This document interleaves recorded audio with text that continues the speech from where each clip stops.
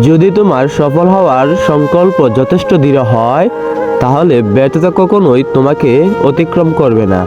সাফল্য চূড়ান্ত নয়, ব্যর্থতা মারাত্মক নয়, এটি চালিয়ে যাওয়ার সাহসই গুরুত্বপূর্ণ। ইতিবাচক চিন্তাভাবনার সাথে আপনার ইতিবাচক কর্মসাফল্যের দিকে এগিয়ে নিয়ে যায়। আপনি এই মুহূর্তে কি করছেন তার উপর নির্ভর করবে আপনার ভবিষ্যৎ। সফল কিভাবে হতে হয় তা জানি না, কিন্তু ব্যর্থ হওয়ার চাবিকাঠি হচ্ছে সবাইকে খুশি করার চেষ্টা করা। ব্যর্থতা একটি পথ, এটি কোনো শেষ রাস্তা নয়। ব্যর্থতা যতক্ষণ না অভ্যাসে পরিণত হয়ে যায় ততক্ষণ ভালো।